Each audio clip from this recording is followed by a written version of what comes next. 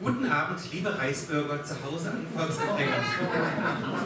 Dies sind die 1933. Kulturschock-Nachrichten am 13. November 2033.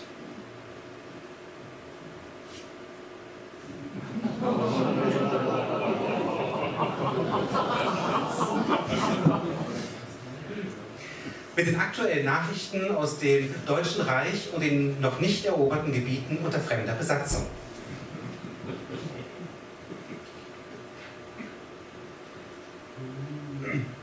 Trump City, ehemals Washington DC. Nachdem Imperator Trump erfolgreich Kanada besetzt hat, erklärte er nun auch Dänemark den Krieg. Ziel ist die Eroberung Grönlands und Befreiung allen amerikanischen Bodens von europäischen Einflüssen. Es sei unerträglich, dass Grönland immer noch der dänischen Krone angehöre. Brüssel hat die Kriegserklärung nicht positiv aufgenommen. Frankreich will eine Kriegserklärung aller europäischen Länder gegen die USA. Die Wallonie ist dagegen. Es wird weiter diskutiert, bisher ohne Ergebnis.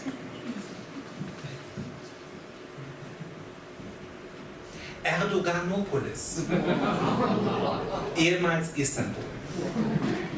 Nachdem der heilige türkische Kalif Recep Erdogan erfolgreich Iran, Irak, Syrien, Jordanien erobert hat, erklärte er am Mittwoch auch Israel den Krieg. Israelischer Boden sei seit jeher türkischer Boden, führt Kalif Erdogan in der Kriegserklärung aus. Wie vom ganzen christlichen Abendland akzeptiert, sei Jesus Christus der rechtmäßige König von Israel. Jesus war nach türkischer Überlieferung Türke, weil Maria von türkischen Reitern entführt worden war und im gegenseitigen Einverständnis von ihnen vergewaltigt worden ist. Die jungfräuliche Empfängnis sei nur eine Schutzbehauptung Marias gewesen zum Schutz vor Steinigung. Brüssel hat die Kriegserklärung nicht positiv aufgenommen. Frankreich will eine Kriegserklärung aller europäischen Länder gegen die Türkei. Die Wallonie ist dagegen. Es wird weiter diskutiert, bisher ohne Ergebnis.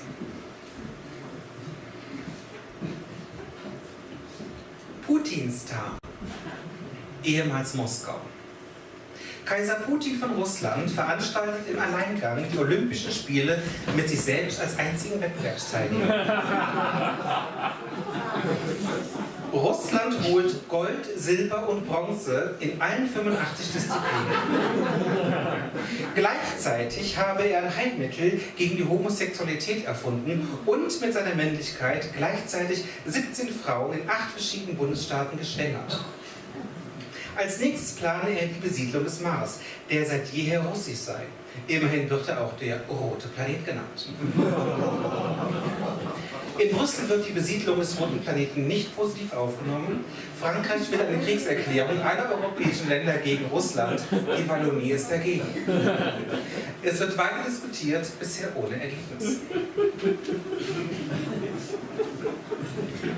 Karl-Marx-Stadt, ehemals Chemnitz, ehemals Karl-Marx-Stadt, ehemals Chemnitz.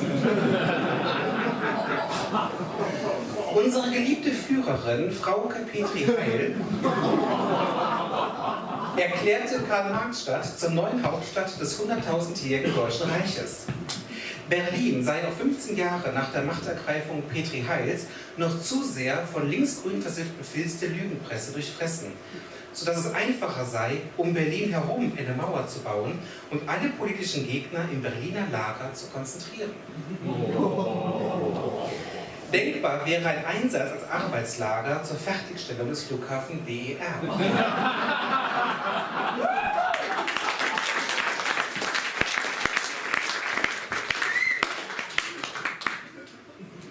In Brüssel wird die Umstrukturierung Berlins nicht positiv aufgenommen.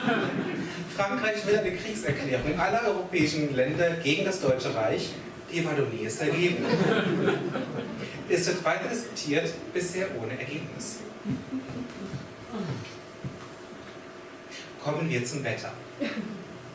Astronomen des Europäischen Weltrauminstituts ESA in Darmstadt haben errechnet, dass der kleine Planet Apophis auf Kollisionskurs mit der Erde ist. Erwartet wird die Kollision Mitte nächster Woche.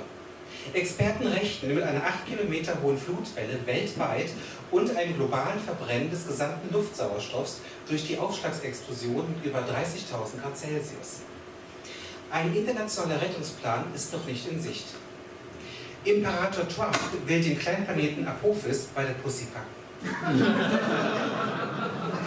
Kaiser Putin will auf dem kleinen Planeten aufreiten und ihn als Waffe gegen die westliche Bedrohung zählen. Oder wahlweise schwängern. Kalif Erdogan fragt, ob der kleine Planet vielleicht muslimisch sei und sich auf einen Dschihad gegen die ungläubige Welt befände.